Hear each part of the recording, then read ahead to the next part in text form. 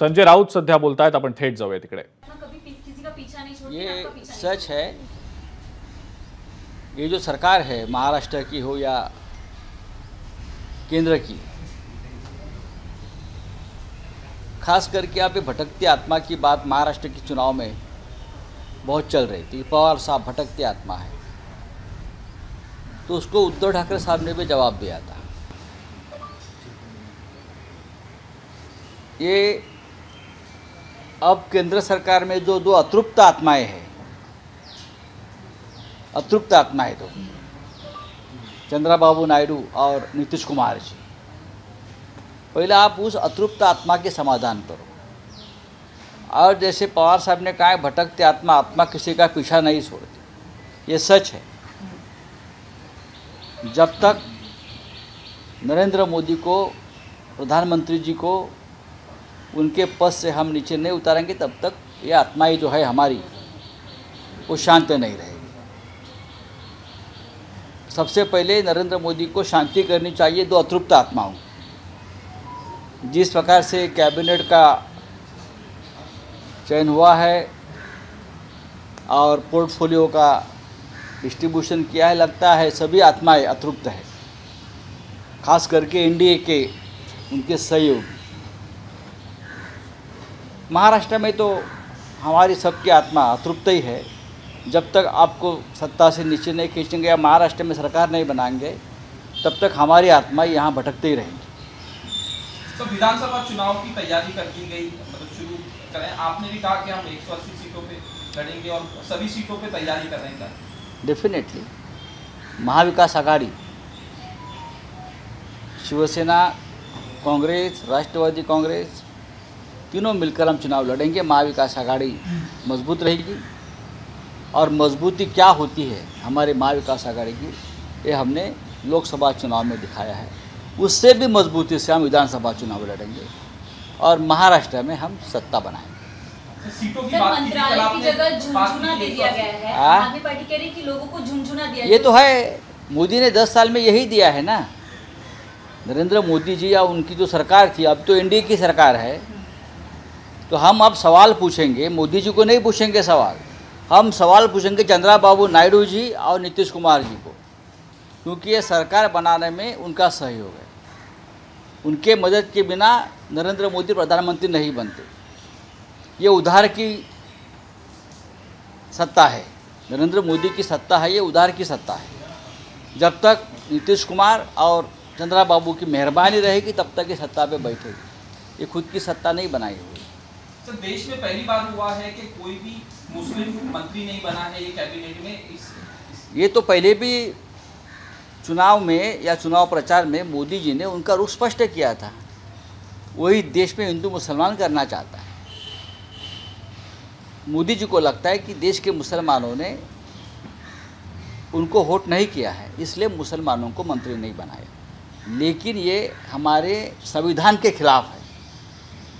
जो हम बोलते हैं ना कि संविधान के खिलाफ ये सरकार काम करेगी, जात धर्म के आधार पर काम करेगी। प्रधानमंत्री सभी जात धर्म का होता है, किसी एक जाति धर्म का नहीं होता है। अब हम सवाल करेंगे नीतीश कुमार जी और चंद्रबाबू से कि आपको ये मंजूर है? मुझे लगता है कि अगर नरेंद्र मोदी ने नहीं बनाया है किसी मुस्लिम को प्रधानमंत्री, तो चंद्रबाबू और नीतीश कुमार ने उनके कोटे से बनाना चाहिए। क्यों नहीं बनाया? क्या वो भी दबाव में आ गए बीजेपी के? हम उनसे सवाल करेंगे। अभी सर, जयराम रमेश ने ट्वीट किया कि महाराष्ट्र के साथ पक्षपात हुआ है। जिस तरह की सीट मिलनी चाहिए थी, जिस तरह के उनको प्रॉफिट होनी चाहिए थी, वो नहीं हुए। जीतन राम मांझी को भी एक सीट मिली है, लेकिन उनको कैबिनेट पद दिया गया। यहाँ पे प्रफुल्ल पटेल बात कर रहे थे, उनको कुछ नहीं मिला। एकनाथ शिंदे के पास भी कोई बड़ा मंत्रालय नहीं। इस पर क्या कहेंगे आप? बात ऐसे है भाई, नीतीश कुमार और चंद्रबाबू को क्या मिला है? नीतीश कुमार और चंद्रबाबू को और चिराग पासवान को क्या मिला है? और वो मांझी को भी ऐसा कौन सा बड़ा मंत्रालय मिला है? ना नीतीश कुमार जी को बड़ा मंत्रालय मिला है उनके पार्टी को, और ना चंद्रबाबू को बड़ा मंत्रालय। रेलवे मांगते थे, लोकसभा का स्पीकर मांग रहे थे, कोई बोल रहा है अब फिनांस मिनिस्ट्री मांग रहे हैं, क्या मिला क्या? आप देखिए ना, आप मुझे बताइए उनके पोर्टफोलियो क्या है। चंद्रा बाबू के 18 सांसद है टोटल, नीतीश बाबू की भी है 12-14 कुछ मुझे लगता है। उनको क्या मिला है? अगर उनको ही कुछ मिला नहीं तो उनको क्या मिलेगा? सर, महाराष्ट्र की तरह कर्नाटक भी थोड़ा नाराज नजर आता है, कह रहे हैं कि हमारे मंत्रियों को जो पोर्टफोलियो हमने डिमांड की तो नहीं मिला। ये जो कुमार स्वामी को मिला है मोस्ट रिजेक्टेड पोर्टफोलियो, क्या? हेवी इंडस्ट्री मिला है। किसी को कुछ नहीं मिला है। बीजेपी ने आपस में बांट लिया है सब। बीजेपी के लोगों ने सब मंत्रालय आपस में बांट लिए हैं। जो जिनके आधार पर ये सरकार बनी है, नीतीश कुमार जी हो, चंद्रा बाबू, चिराग पासवान, देवेगौड़ा जी की पार्टी, किसी को अब तक तो कुछ मिला नहीं है। मुझे लगता है ये सरकार टिकने वाली नहीं है। ये सरकार टिकने वाली नहीं। सर, आपको लगता है इनसिक्योरिटी या स्टेबिलिटी की वजह से उन्होंने इतने सारे लोगों को ये पद नहीं दिया है? जी हाँ, नरेंद्र मोदी और अमित शाह जी को एक मानसिकता मैं पहचानता हूँ। ये बहुत डरते हैं दूसरों से, दूसरों की ताकत से बहुत डरते हैं। ये दोनों की ताकत यह है, नरेंद्र मोदी, अमित शाह, देवेंद्र फडणवीस, उनके जैसे लोगों की ताकत है। सरकार, सत्ता की जो एजेंसी होती है, ED, CBI, police, income tax, यह अगर निकाल दो, ये उनकी आत्मा है, ये उनकी रियल आत्मा है। यह आत्मा अगर उनसे शरीर से निकाल दो तो ये कुछ नहीं है। अभी देखो खेल शुरू करेंगे लोग। आप देखिए, कल फडणवीस का भाषण में सुन रहा था कि मैं भागने वाला नहीं हूँ, मैं लड़ने वाला हूँ। भाई, ईडी सीबीआई के हथियार बाजू में निकालो और लड़के दिखाइए। ED CBI, police, income tax एक बाजू में करो और मैदान में आकर दिखाइए। हमारे सामने 1 मिनट आप मैदान में नहीं टिकोगे। ईडी सीबीआई के सिवाय ये जो एजेंसीज है, आप उनका मिसयूज़ करते हो और हमसे लड़ते हो। बाकी आपके पास है क्या? आप जैसे डरपोक लोग मैंने पूरे राजनीतिक मेरे जीवन में नहीं देखे हैं। सकल मोहन भागवत ने बड़ा बयान देते हुए कहा कि मणिपुर में जो हो रहा है गलत हो रहा है, उसको सरकार को हस्तक्षेप करना है। तो बोलिए सरकार को हटाइए, बोल के क्या होता है?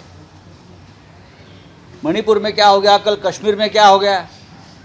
मोहन भागवत जी आदरणीय है, बोलते हैं, लेकिन सरकार तो उनके आशीर्वाद से चल रही है ना। बोलने से क्या होता है? लोकांची सेवा करताना अहंकार बाळगू नये असं सुद्धा ते मग जे अहंकार बाळगतायत त्यांना सत्तेवरून कसं हटवता येईल पहा।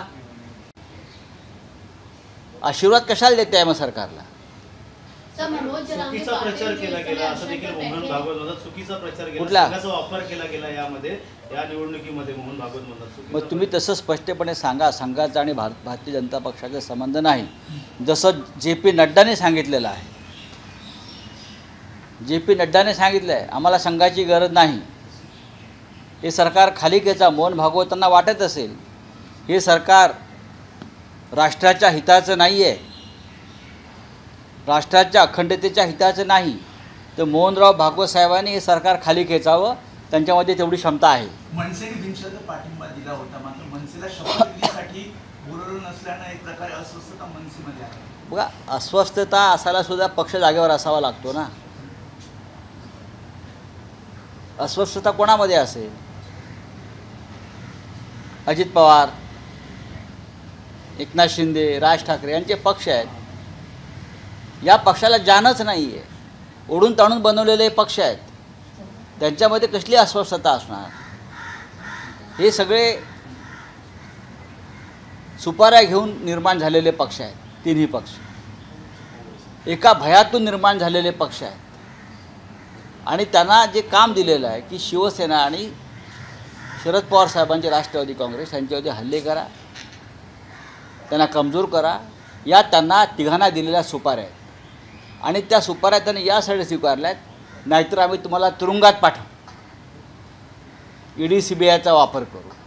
त्यातून निर्माण झालेल्या पक्षांनी अस्वस्थ कशा करता व्हायचं?